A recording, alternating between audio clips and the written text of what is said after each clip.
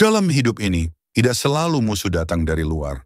Seringkali yang paling merusak justru datang dari dalam, dari pikiran kita sendiri. Pikiran yang menciptakan ketakutan yang belum terjadi. Pikiran yang meragukan diri, bahkan saat tak ada alasan.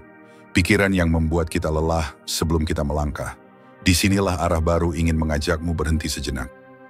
Untuk menyadari bahwa pikiranmu bukan dirimu, bahwa tidak semua yang kamu pikirkan adalah kebenaran. Stoikisme mengajarkan, bukan hal-hal di luar yang mengganggu kita, tetapi cara kita memandang hal-hal itu. Maka tugas kita adalah menatap pikiran, bukan mengusirnya, tapi memahaminya. Bukan melawan, tapi memimpin dari dalam. Karena kadang, musuh terbesarmu tak perlu dikalahkan. Cukup kamu sadari dan arahkan. Dalam hidup ini kita sering merasa seolah-olah apa yang kita pikirkan adalah kenyataan. Seolah jika kita merasa gagal, maka kita memang gagal.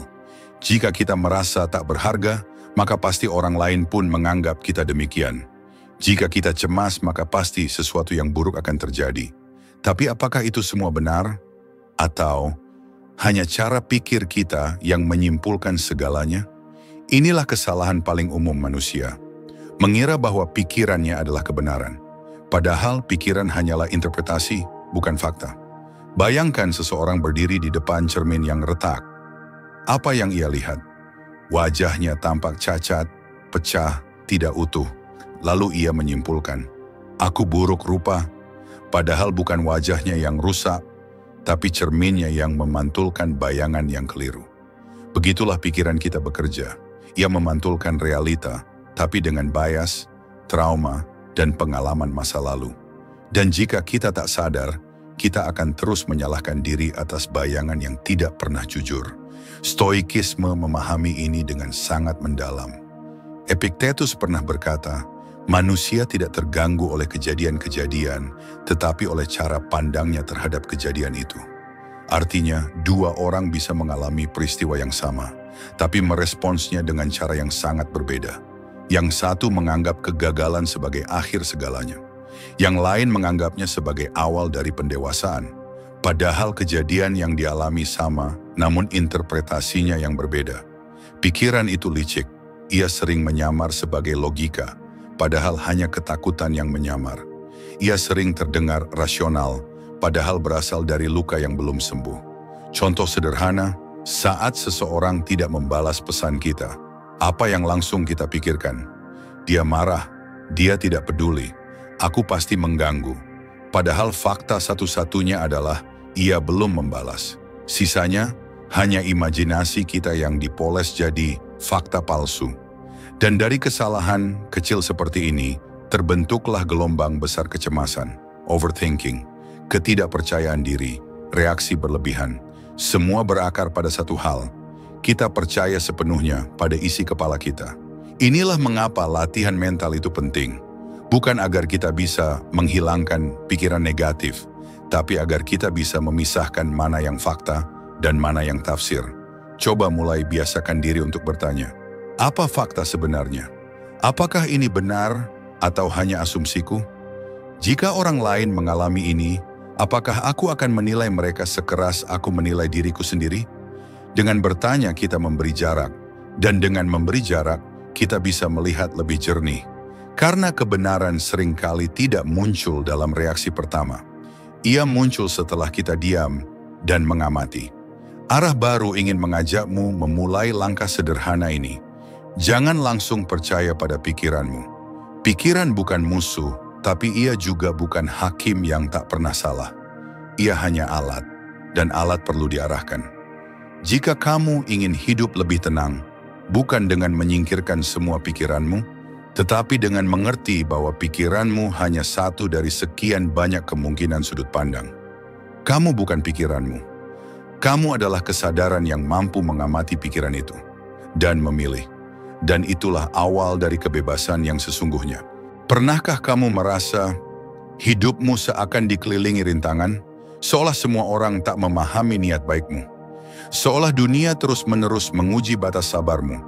Seolah kesempatan menjauh dan kamu harus terus berjuang hanya untuk sekadar bertahan. Tapi, jika kita hening sejenak dan benar-benar jujur pada diri sendiri, kita akan menyadari bahwa seringkali rintangan terbesar itu bukan datang dari luar, bukan dari atasan yang menuntut terlalu tinggi, bukan dari orang tua yang belum bisa menerima pilihanmu, bukan dari pasangan yang sulit dipahami, bukan pula dari keadaan ekonomi, lingkungan, atau nasib. Musuh terbesar itu seringkali diam, ia tinggal tenang di dalam kepala kita sendiri. Ia berbicara dengan suara yang sangat akrab, tapi nada bicaranya selalu sama. Meragukan, mengerdilkan, menakut-nakuti. Jangan coba-coba, kamu pasti gagal. Ngapain mulai? Nanti kamu malu. Siapa kamu? Kamu bukan siapa-siapa. Sudahlah, hidup memang seperti ini. Jangan berharap terlalu tinggi. Dan kita pun percaya, tanpa perlawanan, tanpa sadar bahwa yang sedang berbicara itu bukan kebenaran, hanya bisikan dari masa lalu yang belum selesai. Kadang dari luka yang belum sembuh, kadang dari keyakinan yang diwariskan, bukan dipilih. Stoikisme memahami ini sebagai konflik internal yang harus dihadapi, bukan dengan kemarahan, bukan pula dengan penolakan, tapi dengan kesadaran dan keberanian untuk memimpin diri sendiri. Marcus Aurelius menulis dalam Meditations, jangan pernah biarkan pikiranmu menjadi budak dari pikiran lain. Bebaskan dirimu dari kebisingan batin yang mengendalikan hidupmu. Musuh di kepala kita ini seperti bayangan yang selalu mengikuti kemanapun kita pergi. Ia tidak bisa dihindari, ia hanya bisa dihadapi dan dipimpin. Dan yang menyedihkan, banyak orang tidak sadar sedang hidup dalam narasi yang diciptakan oleh musuh itu. Ia tidak mencoba sesuatu yang baru karena pikirannya bilang, kamu bukan tipe orang sukses. Ia tidak berani jujur pada diri sendiri karena pikirannya bilang, nanti kamu ditinggalkan. Ia terus menyalahkan orang lain karena pikirannya bilang, kamu ini korban dari semua ini. Dan disitulah hidup berhenti berkembang. Kamu tidak bisa mengontrol semua hal di luar dirimu. Tapi kamu bisa dan harus belajar mengontrol yang satu ini. Pikiranmu sendiri. Musuh terbesarmu tidak perlu dikalahkan dengan kekerasan. Ia perlu dipelajari, ia perlu didengar, tapi tidak selalu diikuti, seperti anak kecil yang ketakutan dalam gelap. Tugasmu bukan membentaknya agar diam, tapi mendekatinya, memeluknya, dan berkata, aku tahu kamu takut, tapi aku yang memegang kendali sekarang. Dan itu hanya bisa dilakukan oleh orang yang berani menengok ke dalam, yang berani menyadari bahwa tidak semua yang kita pikirkan adalah kebenaran dan tidak semua reaksi kita adalah hasil dari logika yang sehat. Kadang kita hanya terbiasa, terlalu lama hidup dalam cerita lama. Jadi jika hari ini kamu merasa sedang melawan banyak hal, coba lihat lebih dalam. Barangkali yang sedang kamu lawan bukan orang lain, bukan keadaan, tapi bagian dari dirimu sendiri yang belum kamu kenali. Bukan untuk disingkirkan, tapi untuk diajak berdamai. Karena hanya ketika kamu mengenali musuh di kepalamu sendiri, kamu bisa memilih untuk menjadi pemimpin bagi hidupmu. Dan itulah titik awal arah baru yang sebenarnya. Pada awalnya, overthinking tampak seperti bentuk kehati-hatian. Seolah-olah kita sedang memikirkan segala sesuatu secara mendalam. Seolah kita sedang merencanakan yang terbaik, menghindari kemungkinan buruk, dan memastikan semua berjalan sempurna. Tapi benarkah demikian? Atau jangan-jangan kita sedang tenggelam dalam racun yang berpura-pura menjadi penolong? Overthinking adalah aktivitas mental yang melelahkan karena ia tidak bergerak kemana-mana. Ia hanya berputar-putar. Ia mengulang-ulang skenario yang sama dengan rasa takut yang sama dalam ruang yang sama. Dan meski kita merasa sedang berpikir keras, sesungguhnya kita hanya sedang berdiam dalam kecemasan. Bagaimana kalau dia marah? Bagaimana kalau aku gagal? Bagaimana kalau aku tidak cukup? Bagaimana jika semua ini salah? Pertanyaan-pertanyaan ini tidak membawa jawaban. Mereka hanya membuka pintu menuju ribuan pertanyaan baru, tanpa ujung, tanpa kejelasan. Dan yang lebih menyakitkan, tanpa tindakan. Stoikisme memberi batas yang tegas antara berpikir dengan menghabiskan diri dalam pikiran. Marcus Aurelius menulis, pemikiran yang tidak diarahkan pada tindakan hanyalah beban bagi jiwa. Overthinking adalah bukti bahwa pikiran bisa menjadi penjara. Dan yang lebih menyedihkan, kita yang membangun jeruji-jerujinya sendiri. Kita berpikir karena ingin merasa aman. Tapi kenyataannya, semakin kita berpikir, semakin kita merasa tidak aman. Mengapa? Karena pikiran tidak pernah selesai. Ia akan terus menciptakan kemungkinan-kemungkinan baru, terutama yang negatif. Karena itu bagian dari naluri kita untuk bertahan hidup. Tapi ini abad ke-21. Kita tidak sedang bersembunyi dari binatang buas. Kita sedang duduk di kamar, di kantor, di kendaraan umum. Dan rasa takut itu muncul bukan karena ada bahaya nyata, tapi karena pikiran kita membayangkannya. Inilah bentuk kecemasan modern. Bukan karena dunia makin berbahaya, tapi karena kita tidak pernah berhenti menganalisis semua yang terjadi. Kita terlalu banyak menyaring pesan WhatsApp sebelum mengirimkannya. Terlalu sering membaca ekspresi wajah orang, mencoba menebak-nebak maknanya. Terlalu lama duduk, menimbang semua keputusan, sampai akhirnya tidak jadi melakukan apapun. Dan perlahan, hidup pun jadi beku. Bukan karena tidak ada peluang, tapi karena kita menghabiskan terlalu banyak waktu memikirkan semua yang bisa salah. Overthinking bukan kebijaksanaan. Ia adalah ketakutan yang menyamar jadi kehati-hatian. Ia membuat kita percaya bahwa dengan berpikir lebih banyak, kita akan lebih aman. Padahal yang kita butuhkan bukan lebih banyak pikiran, tetapi keputusan yang sederhana dan kesediaan untuk menerima apapun hasilnya. Di titik ini, stoikisme hadir sebagai cahaya penuntun. Ia mengajarkan fokus pada hal-hal yang berada dalam kendalimu. Abaikan sisanya. Dan dalam konteks overthinking, pelajaran ini terasa sangat tajam. Sebab 90% dari yang kita pikirkan adalah hal-hal yang tidak bisa kita kendalikan. Kita tidak bisa mengendalikan pikiran orang lain. Kita tidak bisa mengendalikan masa depan. Kita tidak bisa mengontrol bagaimana dunia menanggapi kita. Tapi kita bisa mengontrol respon kita, langkah kita, dan sikap batin kita. Jika kamu adalah seseorang yang terjebak dalam pikiranmu sendiri, hari ini adalah ajakan untuk berhenti. Bukan berhenti berpikir, tapi berpikir sampai batas yang sehat. Berpikir secukupnya, lalu bertindak. Dan ketika sudah bertindak, biarkan hidup mengajarkan sisanya. Kamu tidak akan pernah bisa merencanakan hidup sampai benar-benar aman. Tapi kamu bisa memilih untuk tidak dihancurkan oleh rasa takut yang kamu ciptakan sendiri. Karena kadang yang kamu butuhkan bukan jawaban baru, tetapi keberanian untuk menerima bahwa tidak semua hal perlu dipikirkan terlalu dalam. Dan justru di situ, ketenangan akan lahir. Ketika berbicara tentang musuh terbesar yang ada di kepala sendiri, tak banyak kisah yang lebih menggambarkannya sejelas perjalanan seorang pria bernama David Goggins. Hari ini, ia dikenal sebagai legenda. Seorang mantan Navy SEAL yang berhasil menaklukkan pelatihan militer paling brutal. Seorang ultramaratoner yang berlari ratusan kilometer dalam kondisi tubuh yang seharusnya menyerah. Seorang pembicara motivasi yang membakar semangat siapapun yang mendengarnya. Tapi dulu, ia bukan siapa-siapa. Ia adalah anak kulit hitam yang dibesarkan dalam kekerasan dan ketakutan. Tubuhnya gemuk, rapuh, dan penuh trauma. Pikirannya dipenuhi suara-suara yang menyakitkan. Kamu bodoh. Kamu tidak akan pernah berhasil. Kamu tidak cukup baik. Dan yang paling berbahaya dari semua itu adalah, ia percaya. Ia percaya bahwa dirinya memang lemah. Bahwa ia ditakdirkan gagal. Bahwa hidup akan terus menghukumnya tanpa ampun. Inilah contoh paling nyata bagaimana pikiran bisa menjadi musuh yang paling licik. Karena ia tidak datang dalam bentuk ancaman dari luar, tapi menyelinap dalam bisikan batin yang sangat personal. Namun ada satu titik dalam hidup Goggins yang menjadi titik balik. Ketika ia menyadari bahwa semua rasa sakit itu, fisik maupun mental, bukan akhir dari segalanya. Ia mulai melihat pikirannya bukan sebagai kebenaran, tapi sebagai tembok yang bisa ditembus. Ia mulai bertanya pada dirinya sendiri, apakah aku ingin terus hidup sebagai korban? Atau aku mau hidup dengan kendali penuh meski harus berdarah-darah. Dan dari sana, lahirlah keputusan yang mengubah segalanya.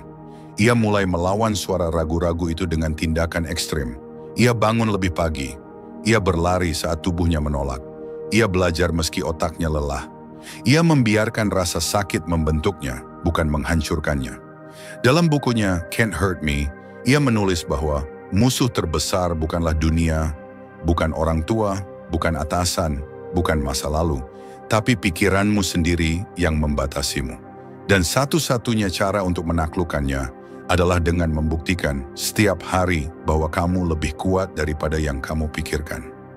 Kisah Goggins sejalan dengan pelajaran dari Stoikisme. Filsuf Stoik mengajarkan bahwa penderitaan bukanlah alasan untuk menyerah. Sebaliknya, penderitaan adalah materi mentah untuk membentuk karakter. Epictetus sendiri adalah seorang budak cacat yang menjadi guru kebijaksanaan. Ia berkata, "Bukan kejadian yang menyakitkan kita, tapi opini kita terhadap kejadian itu." Dan Goggins hidup dalam prinsip itu tanpa pernah menyebutnya Stoikisme. Setiap kilometer yang ia tempuh bukan hanya tentang kekuatan kaki, tapi kekuatan pikiran yang tidak tunduk. Setiap pelatihan militer yang ia lewati adalah penegasan bahwa batas itu ilusi. Dan setiap kali ia menang melawan satu orang, dirinya sendiri yang dulu lemah dan penuh keraguan. Ini adalah pesan besar yang perlu kita resapi, bahwa kita pun bisa berubah, bahwa tidak peduli seberapa gelap masa lalu kita, seberapa kecil kita merasa sekarang, kita masih bisa memilih untuk berhenti percaya pada suara negatif di kepala kita, memilih untuk bertindak meski takut, memilih untuk tidak menjadi korban dari narasi lama. Karena sesungguhnya kehidupan kita berubah bukan ketika keadaan berubah, tapi ketika kita mulai melawan musuh dalam kepala kita. Dan dari sanalah, seseorang bisa menjadi tak terkalahkan, bukan karena ia tak pernah jatuh, tapi karena ia memilih untuk bangkit lagi dan lagi. Dengan luka, dengan trauma, dengan rasa takut, tapi juga dengan keyakinan baru bahwa dirinya layak untuk menang. Kisah David Goggins bukan sekadar cerita tentang ketangguhan fisik, tapi tentang satu hal yang lebih besar, penguasaan diri. Dan disinilah kita semua bisa belajar, bahwa untuk jadi pejuang sejati, kita tidak perlu sempurna. Kita hanya perlu satu keberanian, melawan suara kecil dalam kepala yang terus bilang kita tidak mampu. Kita hidup di zaman di mana kenyamanan menjadi cita-cita. Segalanya dibuat instan, cepat, praktis. Aplikasi memudahkan hidup, layanan digital membuat kita tak perlu beranjak, dan media sosial menciptakan ilusi bahwa hidup seharusnya selalu menyenangkan. Kita mulai mengukur kualitas hidup dari seberapa sedikit kita menderita, seberapa jarang kita merasa sakit, kecewa, lelah, atau ditolak. Seolah-olah manusia yang kuat adalah manusia yang paling jarang bersentuhan dengan rasa tidak nyaman. Tapi apakah itu benar? Atau justru kenyamanan yang terus kita kejar ini perlahan-lahan membuat kita rapuh? Dalam Stoikisme, kenyamanan bukanlah musuh, tapi jebakan.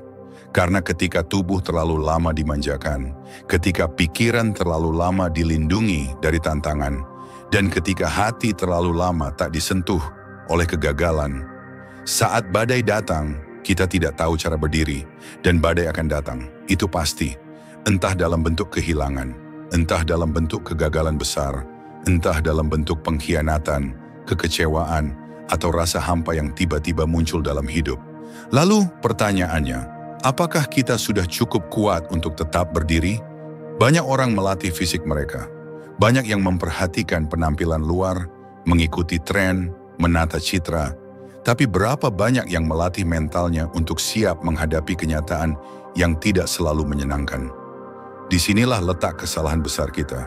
Kita terlalu ingin nyaman hingga lupa bahwa ketahanan jiwa hanya tumbuh saat kita bersedia tidak nyaman. Orang yang tak pernah berani gagal, tak akan pernah tahu rasanya menang dengan utuh. Orang yang tak pernah kecewa, tak akan pernah benar-benar tahu apa artinya setia. Orang yang hanya berani bergerak saat semua aman, akan lumpuh ketika hidup berguncang. Melatih mental bukan tentang menjadi keras kepala atau menolak bantuan, tapi tentang kesediaan untuk tetap berdiri tegak meski tak ada yang menyemangati. Tentang bangun di pagi hari meski masih ingin menyerah. Tentang melanjutkan langkah bahkan ketika hati retak. Seneca, salah satu filsuf Stoik besar, pernah berkata, "Kita menderita lebih sering dalam imajinasi daripada dalam kenyataan." Artinya, rasa tidak nyaman bukanlah akhir dari dunia. Ketakutan terhadap rasa tidak nyamanlah yang membuat kita lumpuh. Padahal, jika kita berani menatapnya, menjalaninya, dan melaluinya, kita akan mendapati bahwa rasa sakit itu membentuk kita, bahwa luka itu mendewasakan kita, bahwa jatuh dan bangkit adalah bagian dari hidup yang paling manusiawi. Melatih mental bukan sesuatu yang spektakuler. Kadang itu dimulai dari hal sederhana. Mengerjakan tugas yang ditunda walau malas. Mengatakan kebenaran walau takut ditolak. Menyelesaikan apa yang kita mulai walau hasilnya tidak sempurna. Melatih diri untuk tidak mengeluh bahkan saat keadaan tidak adil. Kenyamanan seringkali membius. Ia membuat kita lupa bahwa kita punya kapasitas untuk lebih dari ini. Bahwa kita bisa menjadi pribadi yang kuat, teguh, dan tak mudah dihancurkan oleh tekanan hidup.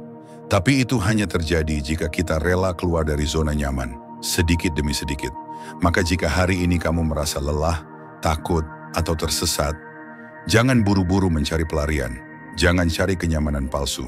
Hadapi, rasakan, tumbuhlah di dalamnya, karena setiap kali kamu memilih untuk berdiri, meski hanya sedikit lebih tegak dari kemarin, kamu sedang membentuk jiwa yang tidak akan hancur oleh badai manapun. Dan jiwa seperti itulah yang akan bertahan. Bukan karena hidup selalu baik, tapi karena dirimu sendiri sudah cukup kuat untuk berjalan di antara ketidakpastian. Di dunia yang begitu bising, di mana informasi datang tanpa henti, dan perhatian kita diperebutkan setiap detik oleh notifikasi, opini, berita, dan ekspektasi sosial, satu hal yang sering kita lupakan adalah ini. Perhatian kita adalah bentuk energi. Apapun yang kita perhatikan, kita beri energi. Apapun yang kita pikirkan berulang-ulang akan tumbuh. Apapun yang terus kita fokuskan akan menjadi arah dari hidup kita. Masalahnya, kita terlalu sering memberi perhatian pada hal-hal yang berada di luar kendali kita. Kita sibuk memikirkan pendapat orang tentang kita. Kita menghabiskan malam memutar ulang percakapan yang sudah berlalu. Kita gelisah karena tidak tahu masa depan akan seperti apa. Kita marah pada kebijakan, iri pada pencapaian orang, takut akan hal-hal yang bahkan belum tentu terjadi. Dan tanpa kita sadari, energi hidup kita terkuras. Bukan karena dunia terlalu berat, tapi karena kita menyebarkan perhatian kita terlalu luas pada hal-hal yang tidak bisa kita sentuh. Disinilah kebijaksanaan stoikisme masuk. Epictetus mengajarkan satu prinsip yang sederhana, tapi sangat mendalam. Ada hal-hal yang tergantung padamu, dan ada hal-hal yang tidak. Kesehatanmu, tindakanmu, sikapmu, pilihanmu hari ini, itu dalam kendalimu. Ucapan orang lain, nasib, masa lalu, dan apa yang akan terjadi besok itu bukan urusanmu. Tapi lihatlah betapa sering kita melakukan yang sebaliknya. Kita diam, merenung dalam kegelisahan, menebak-nebak isi hati orang. Kita menunda pekerjaan karena takut gagal. Kita marah sepanjang hari karena seseorang menyakiti harga diri kita. Kita terus memperhatikan akun media sosial orang lain yang hidupnya terlihat sempurna. Semua itu tidak memperbaiki hidup kita. Semua itu hanya menguras perhatian yang seharusnya bisa dipakai untuk membangun hal yang bisa kita kontrol, diri sendiri. Perhatian adalah seperti cahaya senter. Jika diarahkan pada tempat yang benar, ia menerangi jalan. Jika diputar ke segala arah tanpa arah yang jelas, ia hanya membutakan. Bayangkan jika setiap hari kamu menanam satu benih. Benih waktu yang digunakan untuk belajar. Benih tenaga yang digunakan untuk memperbaiki kebiasaan. Benih pikiran yang difokuskan pada apa yang kamu syukuri dan bisa perbaiki. Dalam sebulan, hidupmu akan mulai berubah. Bukan karena keajaiban, tapi karena kamu menanam energi pada lahan yang subur, bukan di tanah yang tidak bisa kamu sentuh. Itulah mengapa orang bijak terlihat tenang, bukan karena hidup mereka mudah, tapi karena mereka hanya memberi perhatian pada hal-hal yang berada dalam tanggung jawab mereka. Mereka tahu mana yang pantas untuk dipikirkan dan mana yang pantas untuk dilepaskan. Kamu tidak bisa mengontrol apakah orang mencintaimu atau tidak, tapi kamu bisa mengontrol bagaimana kamu mencintai dirimu sendiri. Kamu tidak bisa mengatur apakah masa depan akan sesuai rencana, tapi kamu bisa mengatur apakah hari ini kamu hidup dengan penuh kesadaran atau tidak. Kamu tidak bisa menahan ombak kehidupan, tapi kamu bisa belajar bagaimana menyeimbangkan diri di tengah gelombang. Itulah kunci dari ketenangan yang sejati. Fokus pada kendali. Biarkan dunia bergemuruh, biarkan opini datang dan pergi. Selama kamu menjaga pusat dirimu tetap tenang, kamu tidak akan goyah. Karena di dunia yang liar, kita bukan butuh kontrol terhadap segala hal. Kita hanya butuh satu kendali, kendali atas perhatian kita sendiri. Dan dari sanalah hidupmu akan mulai terasa lebih ringan, lebih jernih, dan lebih utuh. Bukan karena semuanya sempurna, tapi karena kamu tidak lagi menyia-nyiakan energi pada hal-hal yang seharusnya kamu lepas. Ada satu suara yang tidak pernah benar-benar pergi. Suara itu muncul saat kamu hendak memulai sesuatu yang baru. Saat kamu mencoba bangkit dari kegagalan. Saat kamu ingin percaya diri, tapi merasa tidak layak. Dan suara itu berbisik dengan sangat halus, namun menembus begitu dalam. Siapa kamu? Kamu pikir kamu cukup baik? Jangan bodoh, kamu hanya akan mempermalukan dirimu sendiri. Itulah inner critic, pengkritik internal, suara kecil di dalam kepala kita yang terlalu nyaring untuk diabaikan. Bukan karena ia berteriak, tapi karena ia sudah terlalu lama tinggal di sana. Menyamar sebagai logika, bersuara seperti realitas. Padahal, ia seringkali hanya warisan luka lama. Kita tumbuh besar dengan suara-suara luar yang pelan-pelan menjadi suara batin. Kritik dari orang tua, ejekan teman, penolakan dari masa lalu, pengalaman gagal yang belum benar-benar kita maafkan. Dan semua itu lama-lama menciptakan satu narasi. Aku tidak cukup, inilah yang membuat kita ragu melangkah. Takut mencoba, takut terlihat bodoh, takut menjadi diri sendiri. Karena sebelum orang lain menghakimi kita, kita sudah lebih dulu menghakimi diri sendiri. Inner critic adalah manifestasi dari ketakutan yang tidak ingin kita terluka lagi. Ia percaya bahwa dengan menghentikan langkah kita, kita akan tetap aman. Ia bilang, jangan malu, jangan gagal, jangan kecewa. Tapi pada akhirnya, kitalah yang tidak pernah tumbuh. Stoikisme mengajarkan bahwa musuh bukanlah dunia, tapi pikiran kita sendiri yang belum dikuasai. Marcus Aurelius menulis, jika kamu terluka oleh sesuatu di luar dirimu, itu bukan hal itu sendiri yang melukaimu, tetapi penilaianmu terhadapnya. Dan itu bisa kamu ubah kapan saja. Dan begitu pula dengan inner critic. Ia bukan kebenaran. Ia adalah penilaian lama yang belum kamu perbarui. Kita sering tidak sadar betapa brutalnya cara kita berbicara pada diri sendiri. Kita memberi nasihat penuh kasih pada teman, tapi memberi hinaan diam-diam pada diri sendiri. Kita memahami kegagalan orang lain, tapi menyalahkan diri habis-habisan saat kita jatuh. Coba dengarkan bagaimana kamu berbicara pada dirimu sendiri hari ini. Apakah kamu menyemangati atau mencela? Apakah kamu sabar atau kejam? Latihan mental sejati bukan hanya soal kekuatan, tapi juga tentang belas kasih pada diri sendiri. Karena hanya dengan belas kasih, kita bisa menenangkan suara pengkritik itu. Bukan membungkamnya dengan marah, tapi mengubahnya jadi suara yang lebih bijak.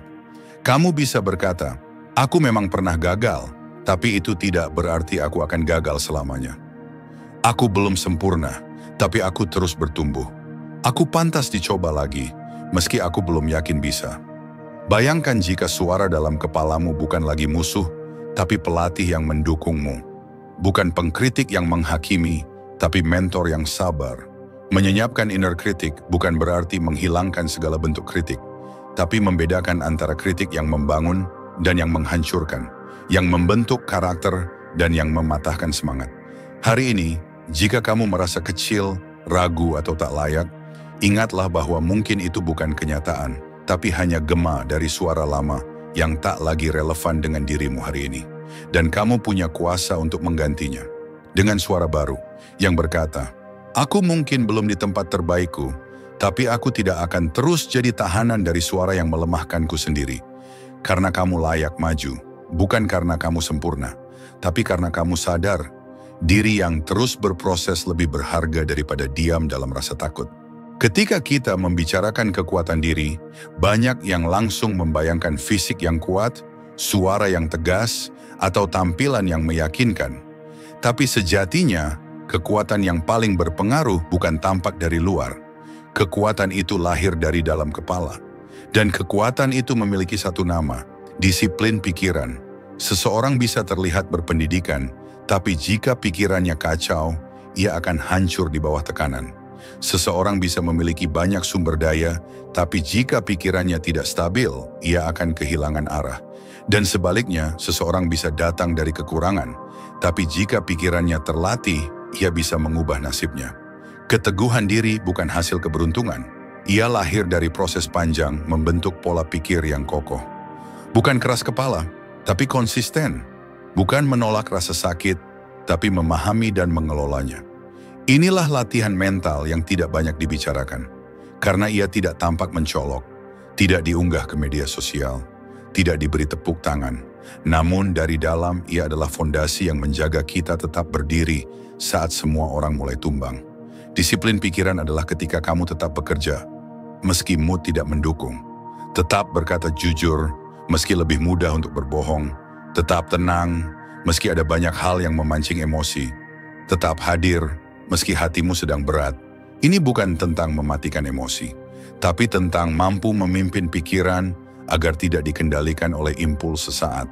Stoikisme memahami ini dengan sangat jelas. Filsuf Stoik seperti Epictetus dan Marcus Aurelius mengajarkan bahwa musuh utama manusia bukanlah dunia luar, tetapi ketidakteraturan batin, pikiran yang tidak disiplin, hati yang tidak tenang, dan reaksi yang tidak terkontrol. Dalam catatannya, Marcus Aurelius menulis, "Kekuasaan terbesar adalah menguasai diri sendiri, dan menguasai diri sendiri berarti menguasai pikiran terlebih dahulu." Kita sering berpikir bahwa hidup ini soal menang atau kalah. Padahal hidup ini lebih dalam dari itu. Hidup adalah soal bertahan dengan integritas saat dunia terus mencoba menguji siapa kita. Dan itu hanya mungkin jika kita memiliki disiplin pikiran.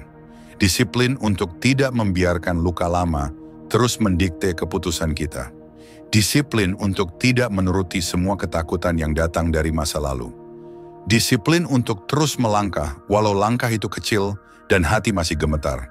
Disiplin pikiran juga berarti memilih apa yang masuk ke dalam pikiranmu. Apa yang kamu baca, dengar dan pikirkan setiap hari membentuk kualitas mentalmu.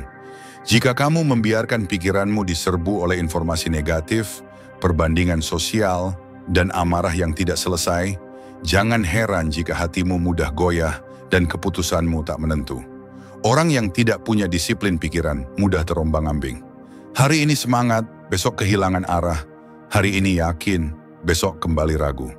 Karena mereka belum menetapkan pondasi mental yang kokoh. Dan pondasi itu tidak dibentuk dalam sehari. Ia dibangun dari kebiasaan-kebiasaan kecil, menata pagi dengan kesadaran, membatasi distraksi agar fokus tetap hidup, memfilter pikiran yang masuk dan menolak yang merusak, menjaga dialog batin tetap sehat dan produktif, memilih reaksi, bukan sekadar mengikuti emosi. Orang yang mampu mendisiplinkan pikirannya akan tampak tenang, bukan karena ia tidak punya beban, tapi karena ia tahu bahwa kekacauan di luar hanya bisa dilawan dengan keteraturan di dalam. Jadi jika kamu merasa hidupmu belum stabil, jika kamu merasa terus terpukul oleh keadaan, jangan buru-buru menyalahkan dunia. Coba lihat ke dalam. Apakah pikiranmu sudah tertata? Apakah kamu sudah menjadi pemimpin bagi dirimu sendiri? Atau kamu masih menjadi korban dari impuls ketakutan dan keraguan yang tidak kamu sadari? Hari ini, kamu bisa mulai. Disiplin tidak dibentuk dari perubahan besar, tapi dari keputusan-keputusan kecil yang kamu ulang setiap hari. Dan disitulah keteguhan diri dibangun. Bukan dari hasil yang instan, tapi dari pikiran yang kamu arahkan berulang-ulang dengan kesadaran penuh. Pernahkah kamu merasa gelisah, bahkan saat tidak terjadi apa-apa? Ruang di sekitarmu hening, tak ada gangguan, tidak ada tuntutan, tak ada satupun orang yang mengganggumu. Namun hatimu tetap tidak tenang. Kamu membuka ponselmu berulang kali, mencari sesuatu, apa saja, yang bisa mengalihkan perhatianmu. Kamu merasa tidak nyaman saat harus sendiri. Kamu ingin segera berbicara, membuka musik, atau menyalakan televisi. Bukan karena kamu butuh hiburan, tapi karena kamu ingin melarikan diri dari suara yang terlalu bising di dalam dirimu sendiri. Inilah ironi zaman kita. Kita semakin takut pada keheningan, karena keheningan membuat kita berhadapan dengan apa yang belum selesai dalam diri.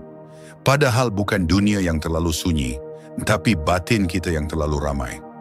ramai dengan penyesalan yang belum diterima, ramai dengan kemarahan yang belum diberi ruang untuk sembuh, ramai dengan kekhawatiran yang tak berujung, ramai dengan ambisi yang belum dijernihkan, ramai dengan segala bentuk tekanan yang kita simpan tanpa sadar.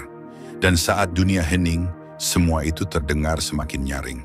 Stoikisme sejak ribuan tahun lalu telah mengingatkan kita bahwa kebahagiaan tidak ditemukan di luar, tapi dalam keheningan batin.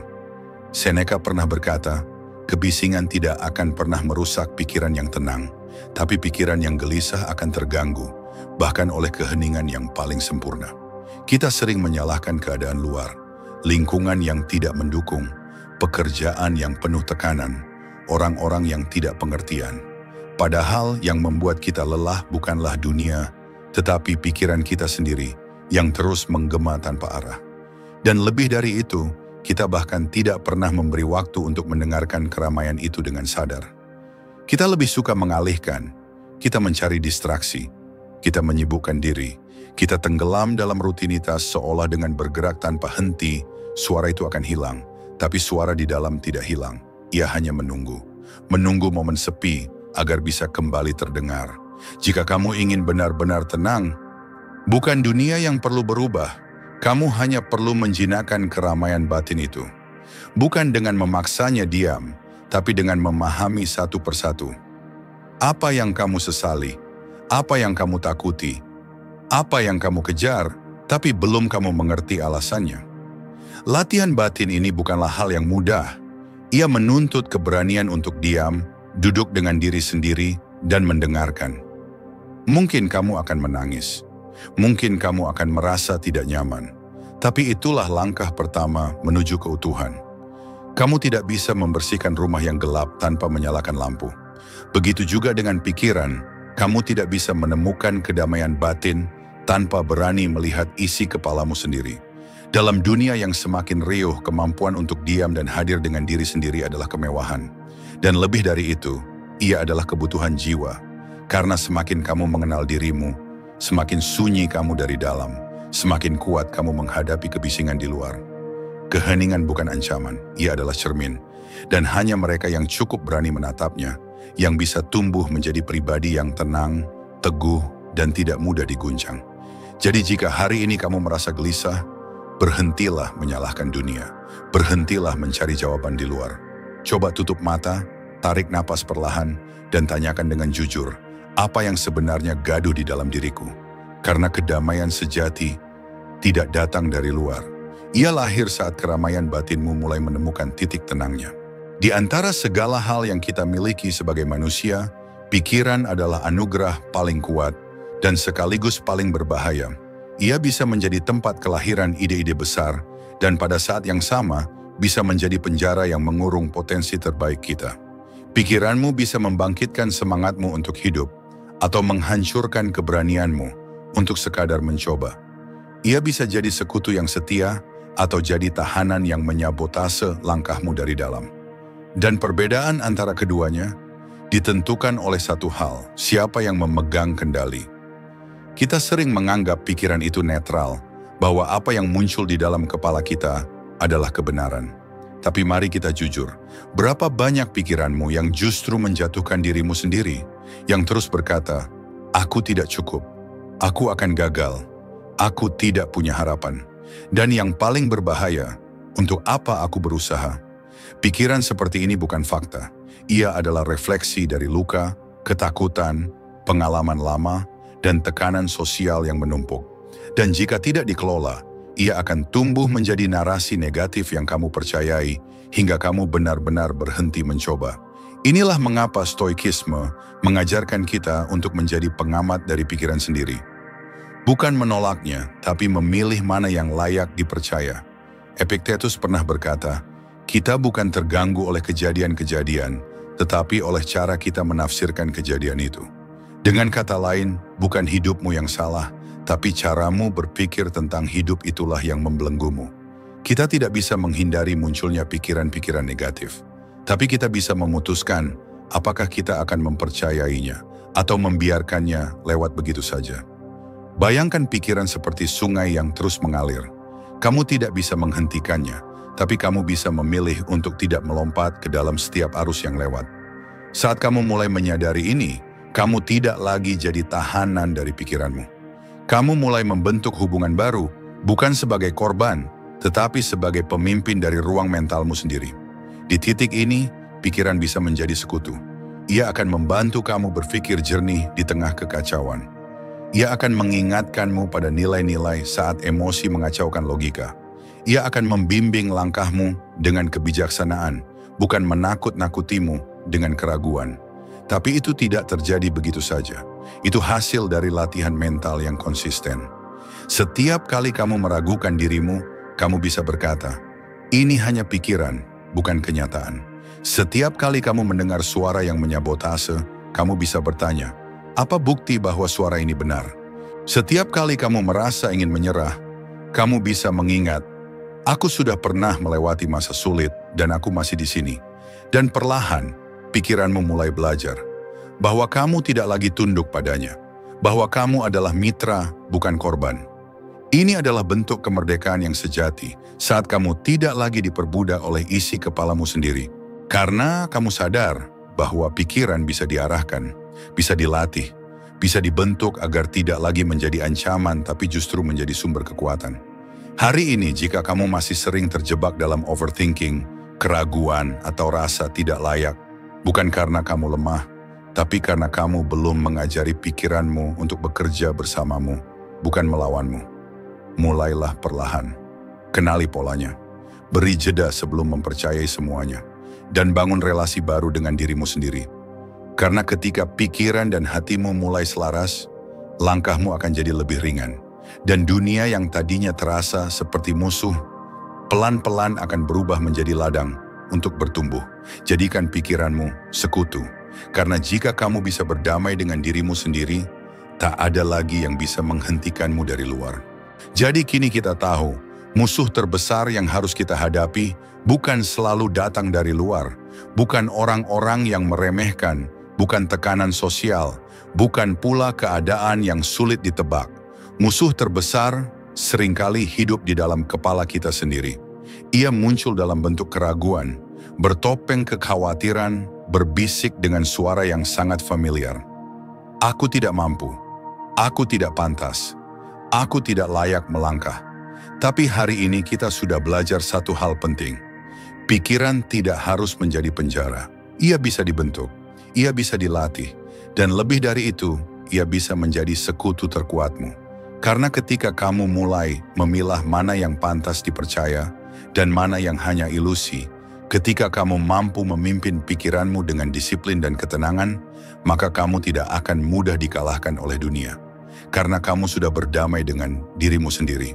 Hidup yang kuat tidak dibangun dari penghindaran terhadap rasa sakit, tapi dari keberanian untuk menata ulang pikiran yang selama ini diam-diam menjatuhkan kita. Dan ingatlah, hanya kamu yang bisa menyelamatkan dirimu dari narasi yang selama ini membatasi langkahmu. Jika monolog ini berbicara sesuatu di dalam dirimu, jika kamu merasa waktunya untuk mengubah arah hidup, maka selamat datang di arah baru. Channel ini hadir bukan untuk menggurui, tetapi untuk menemani kamu menyelami hidup dari sisi yang lebih dalam. Dengan filosofi, kesadaran, dan keteguhan jiwa. Jangan lupa untuk subscribe, aktifkan notifikasi, dan bagikan jika kamu merasa ini bisa menyentuh hati orang lain yang kamu peduli. Karena kadang yang kita butuhkan bukan motivasi yang keras, tapi suara yang tenang, yang mengingatkan kita untuk kembali melihat ke dalam. Arah baru, karena hidup yang kuat dimulai dari pikiran yang jernih.